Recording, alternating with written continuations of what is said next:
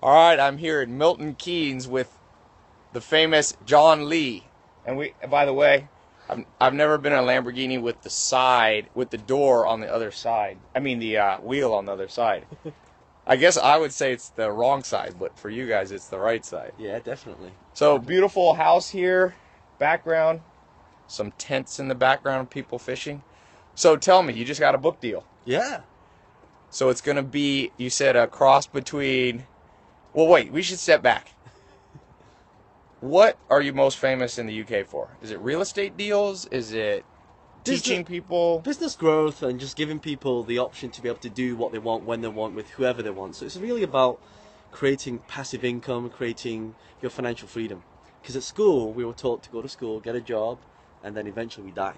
So I like that. I like that timeline. So what we teach people is we teach people to go to school, have some fun, get some life experience, and then start a business, become a millionaire. Right. And any particular business? What do you like right now? What's going good in the UK? Technology is great. Real estate's great. And just starting a business, a lot of the times people can start a business, but they don't know what to start a business in. Right. And they don't have any idea on what they can do. But right now, anyone can take their knowledge, monetize it, and monetize their experience. And anyone watching this video right now, whatever you're doing, this is what you can do.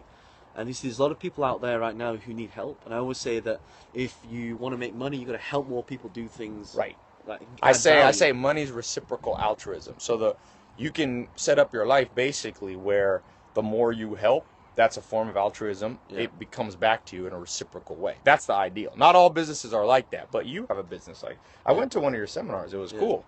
You do a lot of seminars teaching people. Yeah, I mean, you see, the thing is, everyone has a different risk appetite. Some people, are quite happy with a lot of risk. Some people say, I want some hands-on stuff, so real estate is good for that. Some people say, what are you, 1 to 10? Risk lover. I love risk. You're a 10? But Tai, here's the skill, right? All right. The money you earn, you don't risk your own money. You never risk your own money. Right. You earn the money and risk the money that it's earned. So if you lose it, right, it doesn't make a difference. Right. And are you a big believer in using other people's capital, ideally? Absolutely. Right. And here's the thing, right? Why would you take your money, pay tax on it, right, and then spend it again on a business, right, and then pay tax again? Yeah. It doesn't make sense to me. So even here in the UK, in London, Milton Keynes, you guys still ought to be, the government still wants their cut. Always. So, what your story? A little background. You didn't grow up in a real estate background, or No. I was working as an animator, so I worked in the film industry. Okay. So the company I used to work for was called Frame Store. They worked on things like Harry Potter, X-Men. Were you an animator? I was an animator. Yeah. Really? Yeah. You're multifaceted. I never knew that part about you. Okay. Started animation. I was on £36,000 a year, and in my first real estate deal, I bought it for $85,000 and sold it for $185,000. And I thought, I've just made 3 years worth of 3 years. And how long did that take you? 2 months. So you're like never going back to drawing. Well, the question is, why would you work a whole year for $36,000 when you can make 3 times your yearly salary in a few months and take the rest of the year off? Do you think that's realistic for a lot of people to do, or do you think it was a one-off kind of thing? No, it's simple, but it's not easy. It's kind of like losing weight. How do you lose weight? Eat less, exercise more, right? Right. But the thing is, most people know that, but they don't do it. Yeah. So it's same with real estate strategy and all the stuff that you teach people as well. It's something that everyone can do, but no one does it.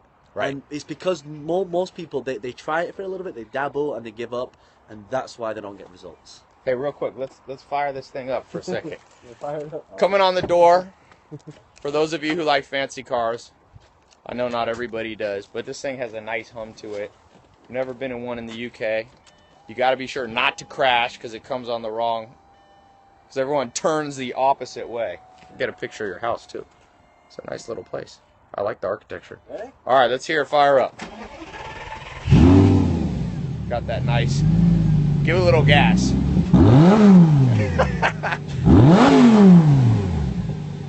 I think we got it. That's good.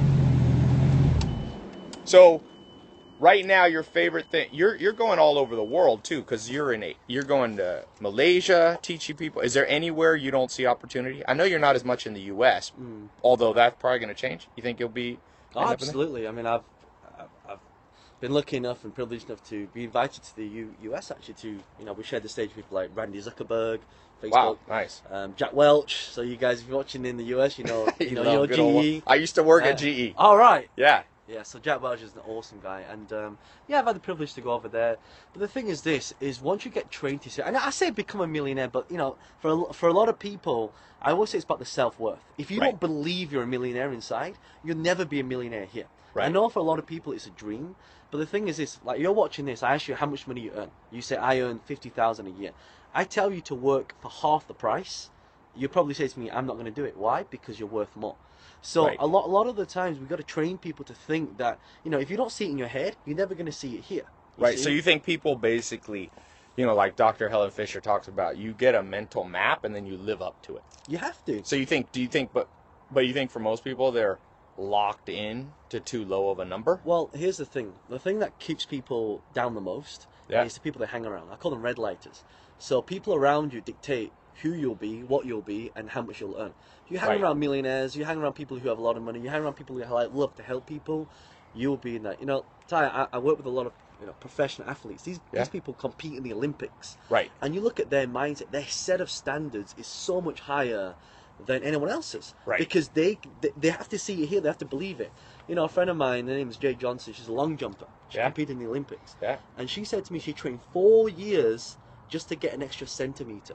Wow. On her jump. Right. And that is like, you think and surrounding herself with coaches, aka mentors, probably a physical, somebody helping her on the weights, somebody obviously helping her. She said she's a runner? No, she's a long jumper. Long jumper, a dietitian. Like you see pro athletes, that's one thing I tell people. What I've always been fascinated by pro athletes is pro athletes basically are the only people who, as they get older, surround themselves with more and more advisors. Yeah. Most people older, they get the smarter they think they are, but not really. You know what I'm saying? And so you see this huge growth. Professional athletes, like you said, even if it's a half an inch, they're winning the Olympics through obviously discipline, obviously vision and thought, but also through, like you said, who you surround yourself with. That's a huge one. I mean, like the fastest way to become successful is just to hang around people who are successful. Yeah. Take them out for dinner. Add value. Like Jim Rohn says, poor people should take rich people to dinner. Poor people always said, he said, when you tell poor people that, they'd go, no, rich people should take us out. And he's like, that's never going to happen, and that's why you'll stay poor. Yeah, I mean, I don't know if that's true, but it's a good line from Jim Rohn. Do you like Jim Rohn? Yeah, I mean, he's no longer with us now, but his whole one day will change life. It's just a decision. Right. You got to really believe it. If you don't believe it, it's never going to happen. If you don't try, you see, Tai, it's kind of like this learning curve. A learning curve kind of goes like this, right? Most people, this part here, that's the longest time. Right, so if you've got, you got results here and time here, this whole curve here, most people, they go up here, but there's no result. Right. And it's that little bit that you push a little bit further. If you go a little bit further, the curve does this. You go up and you get a higher result. So most people. So you think people are just too impatient? Well, it's not too slow. Well, it's not their fault because they don't like. When you want to achieve something, find someone who's already been there and done that and get the result. So they're not they're not following a map. They're not following a map. They have no mentor. They have no coach. They have no strategy. It's like playing a game of football with no goals. Right. It's like playing a game of football and soccer, as we call it. Right? Nobody's gonna know in the U.S. They're gonna be like football. Wait a second. Yeah, and it's kind of like people are shooting a target in the fog. Right. You got no results, and here's what happens: the whole potential of human beings is unlimited. But the thing is, we don't exert that because we don't believe it. Therefore, we don't take enough action. We don't take enough action. We don't get any results, and we don't get any results. It feeds back to us in this negative loop that says, "Hold on a second, I told you couldn't do it," and therefore you give up. So you think I call that looping. It's like you either get in a positive loop. Yeah. There was a famous French scientist named Andrew Voisin. He called it untoward acceleration, meaning negative acceleration. Once you start failing, then you get in a mindset and expect failure, and you also become, I've found, a practical thing, you become negative and no winner people want to be around you because you drag them down. Correct. And then you lose quicker and quicker, which is basically, I would say, 80-90% of the world is on that downward spiral. And here's the thing, you've all felt this before. You're watching, you walk into a room, you feel this energy that pulls you down. Right. When you feel that energy, get out of that environment. Right. That's hard for people because sometimes it comes from your family. Sometimes it comes from friends you've had for 20 years. You feel a lack of loyalty, but you got to see big picture, and you have to go, like there was a great former a rabbi 2,000 years ago. He said, if I don't love me, who will? Meaning, at some point, you got to make the decision and go, look, these are some friends that I've had, acquaintances. They were good at some point in life. They're not good anymore, and I got to love myself enough to break off that relationship. Well, the first question you got to ask yourself is, the people I'm hanging around, are they empowering me or disempowering me? And listen, there's a saying that says people can stay in our hearts, but not in our lives. That's a good one. So you keep them there. You see them at family reunions and stuff like Oh, yeah, that. Or yeah, you see them at your birthday party. It's funny because my parents, when I first wanted to invest, the first thing they said to me is, "Don't invest in property. It's risky." That's what they said. Now when I go home, now when I go home, they say to me, "Hey, it's not like hello, son. How are you?" They say, "Hey, son, do you have any good deals for me?" Really? So you turned your family around. There you go. That's good. Yeah. So let's end on this. If you could be, you're still super young, but if you were 18 again, okay? Well, actually, I'm going to ask you two questions. If you were 18 again, what would you do different? I would always, and this is for all of you, you will pay for the best advice you can afford. Okay. Seriously, because you'll lose more money making mistakes. I totally agree with that one. Second one, if you had 1 hour left on Earth, and by the way, congratulations, you just got married. I like that. That's cool. You got married in a castle. That's great. That's something that doesn't happen in the U.S. Nobody gets married in castles. We get cheesy. Well, actually, my friend got married in a cool place. But all right, so married, you got 10-minute. I love it. In a castle. Yeah. You have 10 minutes left, or 1 hour left on Earth for your wife, kids. Pass on the best that you know. What do you tell them? A quote, a book recommendation. Well, here's the thing, right? A lot of us in life, we always face a lot of challenges. Those challenges are normally decisions, and every decision you make in life will lead to a different path.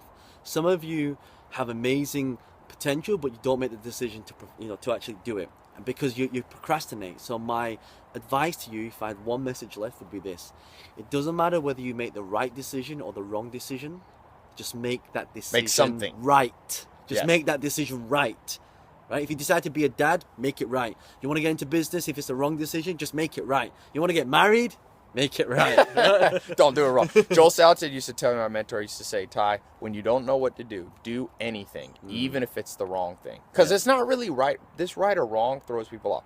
It's not right or wrong. It's cause and effect. You'll do one thing, and you may not like the consequence. Then you can just tweak, modify the path slowly but surely. Yeah. Action creates action and creates motion and opportunities. Yep. When you're ready, when the student is ready, the master will show, and the universe will say, you're prepared, you're ready, here are the opportunities. Awesome. Well, people want to check out your stuff. It's wealthdragons.com? Yeah, if you go to YouTube, just type in John Lee or Wealth Dragons into YouTube. There's hundreds of videos on there.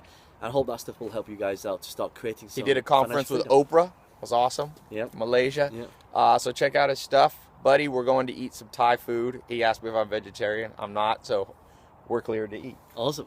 See you later. See ya.